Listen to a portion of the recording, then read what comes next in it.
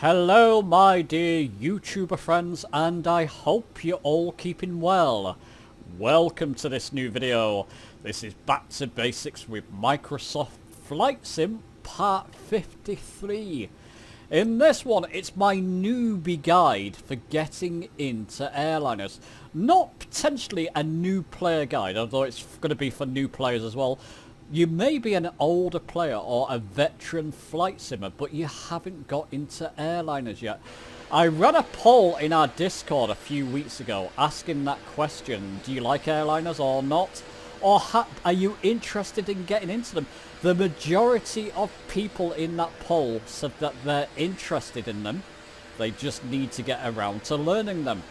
Hence, I'm making this video for you. It's going to be a very newbie guide for getting into airliners from day one. In fact, even if you've never flown an airliner before, following this guide will hopefully help to ease you.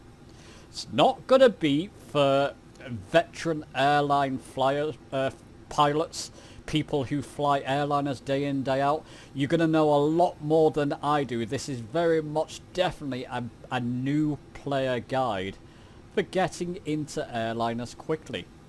I think this is going to be part one of at least a part 2 series of getting into airliners.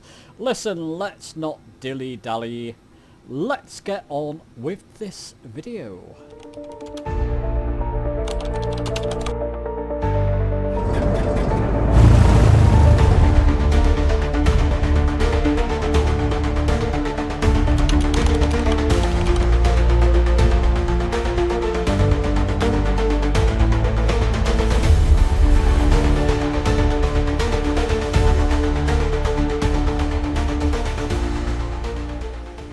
Assume if you've continued watching that you have an interest in learning airliners. What you're probably going to do, and what I advise to do, is to actually get into one of the default airliners. I'm in Flight Sim 2024 in the A320neo version 2 by Inner Builds. It's available for both Flight Sim 2020 and Flight Sim 2024. Of course, I've got the lovely EasyJet livery here. And that's what I recommend you do. From the outside, it doesn't look too intimidating, does it? Looks like an airliner. Pop inside. And yeah, you take a look around at all the switches and various dials. And this is where people panic. You think, oh, there's no way I can learn all that. Listen, don't think that way. Don't think you're going to have to learn every switch and knob to begin with. That's not what I do when I jump into airliners. I've been flying them for many years, but I don't jump in thinking, okay, I've got to learn every single one. Do what I've done here, excuse me, spawn in on an active runway. I'm at Gatwick. It's my test bed for airliners. Gatwick 26 left. I jump in at an airport, so it's all up and running. As you can see, all the systems and switches are configured. And all I need to do now is familiarize myself with the aircraft. This is the first thing I recommend you do. Look at your primary flight display. Typically, or I think it's in front of you on the pilot side and the co-pilot side. These are just a mirror reflection of each other. So what happens here as well. You can change these screens, but it's pretty much whatever happens. And any sort of mechanics in the flight will be reflected on this side too. So concentrate on your side, the pilot side. What I do, I look, where is my airspeed readout? It's here. See, that's my airspeed readout. I look at where my altitude readout here, it's here. So if you're used to GA aircraft or other types of aircraft, it's a little bit different, and it's different for each type of airliner, but we're going to concentrate on this one in this video. Just familiarize yourself. Airspeed, altitude, vertical speed reading. If this green line is up, I'm climbing. If this green line is down, I'm descending. I always look for that as well to see what the aircraft's doing. You know, your horizontal, your horizon indicator there as well, and your bearing. your heading indicator, it's actually here as well, but your heading indicator, it's all displayed there for you. All the information of what you need, of what your aircraft doing is displayed here. You'll get some announcements on aircraft as well here, and it's different for each type of airliner, just keep that in mind. Because we're in an airliner, I also want to find out where is my landing gear. You want to make sure when you take off that you raise your landing gear in an airline. It's usually in a central position like this. You want to raise it because it will create drag and you could be in danger of overspeeding and damaging the aircraft. Your flight might be over if you don't raise your landing gear because it's just creating drag and issues for the aircraft. So takeoff. I've got all the information there about my takeoff, speed, altitude, that type of thing, vertical speed. Landing gear and flaps. Flaps are here, and they're typically within this sort of lower console area, flaps in an airliner. And of course the throttle there, but I'll just be using the throttle on my control units, but I can see the throttle works as well. So that's it. That's what you need to familiarise yourself. Forget the rest of it for now. You can learn that later if you get into these. But you just want to learn, you know, your primary flight display, what your aircraft's doing, where your landing gear is, your flaps is, and your throttle. Familiarise yourself with that first. If I press Control and 1 on my keyboard, and it should be the same for you, I'll get to my central panel. It's essentially your autopilot panel. I like to familiarise myself straight away with this too. Actually, what I typically do, let's go back a little bit so I don't go too quick for you. Once I've familiarised myself with my airspeed, altitude, vertical speed, where my flaps and landing gear is, I'll take it up for a quick fly. I'll test the aircraft out. I'll be doing that with you in a moment. Well, that's what I do. I go and test it out pretty much straight away. How does it handle? Doesn't matter about landing yet. I just want to find out what it's like in the air and give it a quick test run without using anything else. And I urge you to do that. Go and try that. See how it feels. And like I said, I'll do that with you in a moment. Then I come and look at my autopilot panel. Sort of respawning, thinking, okay, what about the autopilot stuff? Well, you can see there, I've got a speed, autopilot speed selector, what I want my autopilot to, what speed I want it to go at, essentially. So I can put that to something like 220 maybe. I've got my heading knob here. If I'm in autopilot mode, I can change my heading there. And altitude, I can put this down to something like 4,000 feet, for example. I look at the panel, think, how do I turn the autopilot on? I know from aircraft that you need to have your flight directors enabled and turned on. And if you're up and running, these should be turned on for you by default. But there you go, Autopilot 1 Master. That's how you turn the autopilot on. You got Autopilot 2, and you got Auto Throttle. If you've got Auto Throttle in an aircraft, what will happen is, if you press that, if you have it selected, and the autopilot selected, well, if you have auto throttle selected, whatever speed you set in here and you want your aircraft to go at, the throttles will reduce and increase automatically, or the autopilot will increase and decrease the throttles to maintain that speed. Very handy feature, auto throttle. If this is too complicated for you, what I fully recommend doing now, people, at this point, so you've gone up for a test flight, and now you're looking at your autopilot panel, and you're thinking, well, I want to know more about this. I'm going to point you, I'll show you on screen. Asobo has a web page with all different manuals that you can go and read.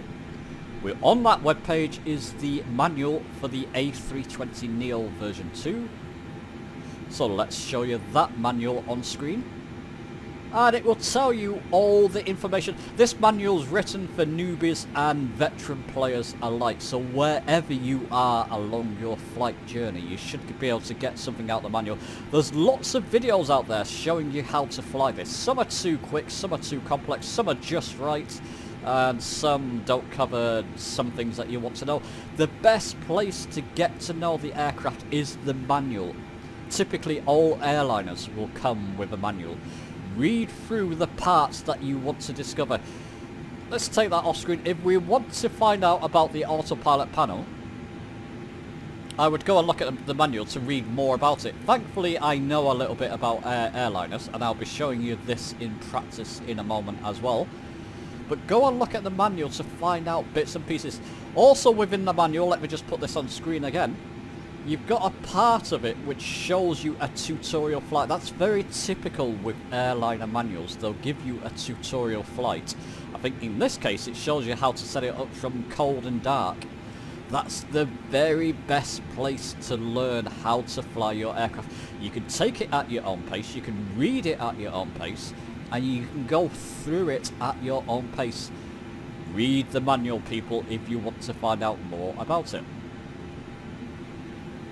Okay, let's take that off screen. So, there you go. That's what I do. Let's get back to this view. What I'll do now, people, now I've gone through that, I've familiarised myself with just a few basic functions of the aircraft. Let's take it up for a test flight and see how we get on. Okay, so how about we take this baby up for a fly, hey? Just going to make sure my altimeter is correct. Sometimes it's off. No, it wasn't. I've got a button bind just to correct my altimeter, so that's the right altitude above sea level. What I'm going to do, I'm going to throttle up 50% or so. I can see the readout here, the engines are going up. I'm going to release the parking brake. Ignore the cautions and things like that. Go full throttle in an airliner to take off. It's a big aircraft, so you want to make sure you've got enough power for takeoff. And just be aware, with the speed, you don't want to be taking off at 100 knots. It's about 140 to 160 knots perhaps for this airliner. There we go. We can take off. Just pulling back my yoke. I've got positive rate of climb. Remember what I said before about the landing gear? I'm just going to take that up. So landing gear is coming up. I'm going to bring up my flaps as well. And again, I was just about to overspeed there. Now I can see my airspeed.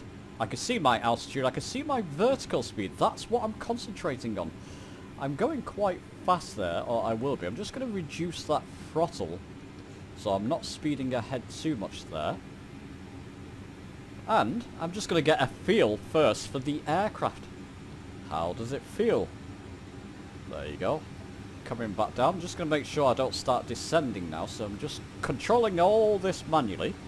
Again, watching that speed. I don't want to be, there we go, over speeding, so I'm just reducing that throttle so that doesn't happen. I've got it under half throttle at the moment. They're quite powerful engines.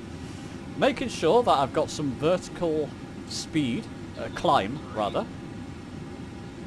And it's saying to me I'm too low terrain at the moment. That's fine.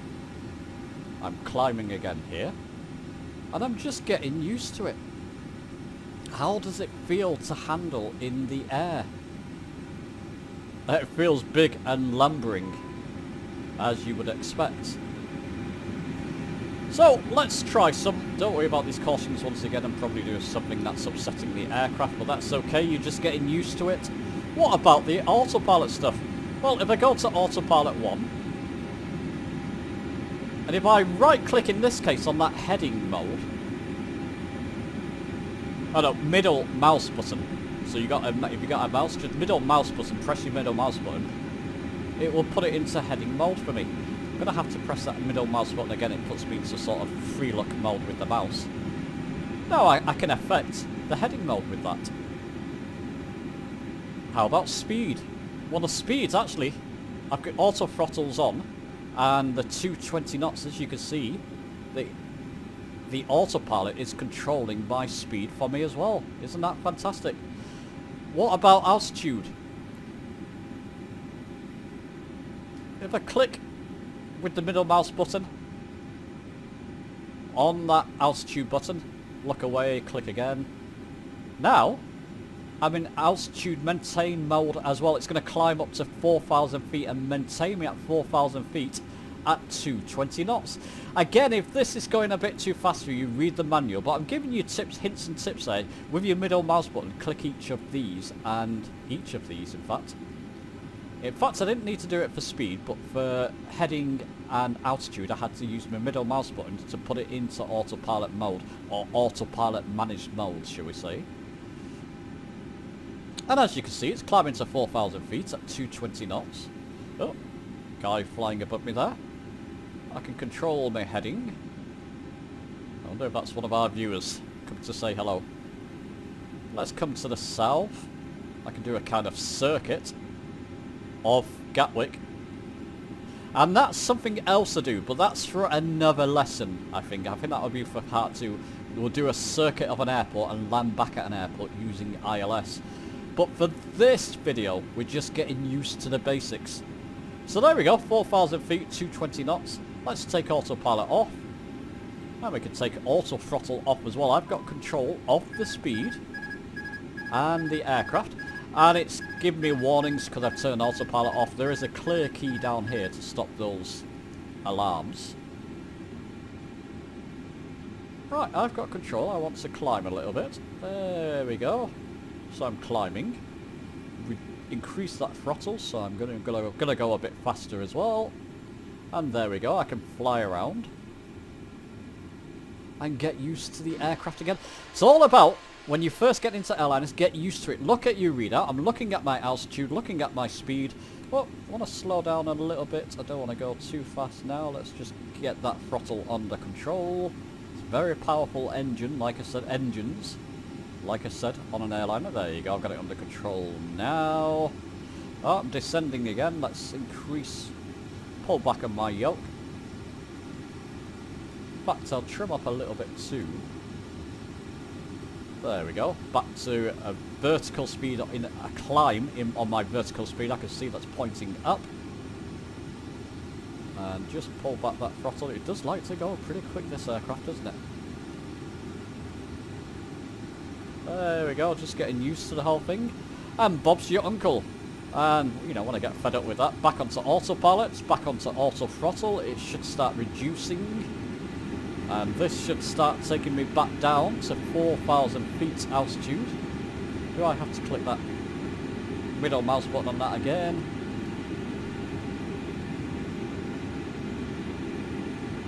Let's try that again.